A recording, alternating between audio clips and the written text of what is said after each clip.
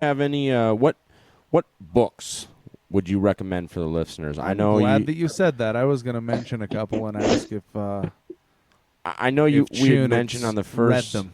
I know we mentioned on the first episode on money and banking. Yes, Right? Yeah. that's a good that I think that's a little bit more labor intensive, I think.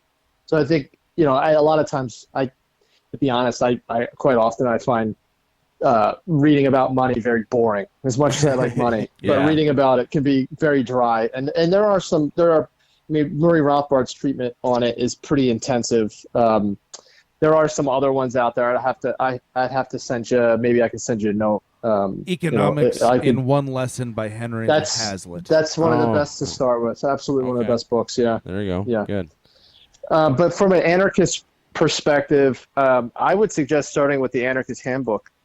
Michael Malice put it together over the last year or Oh, so, yeah. and it's Oh, wow. essentially it's a collection of He was talking about just that on a Glenn Beck. spattering of anarchists, like from all sides. Like, so you got to understand, I calling myself an anarcho-capitalist. There are a lot of anarchists out there that would say I'm not an anarchist because capitalism is inherently un-anarchistic because it's based on hierarchies, and hierarchies are then therefore Everything is based on hierarchies. Yeah. right. That's tribalism. It's never going to go Right, away. that's our critique of what we would consider leftist anarchists or anarcho-communists. But Yeah, it's human nature. but like in here he has people like Bakunin and Berkman and David Friedman, Emmett Goldman, Murray Rothbard, of course, Lysander Spooner. Like, there's a bunch of. It's a great place to be there. I mean, I think you get a spattering of what would be considered right-wing anarchists, like, well, I guess what I would be considered anarcho-capitalist, and then also like Emmett Goldman, who, emigrated from the Soviet Union into the United States and was summarily kicked out of the country and sent back Oh, to What? the Soviet Union. And Really?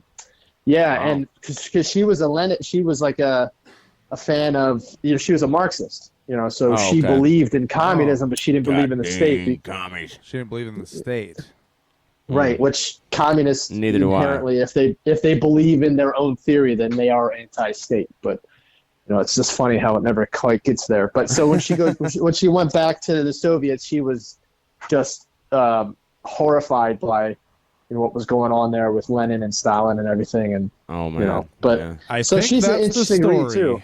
It always Yeah. turned out that way. It wasn't the way they wanted it.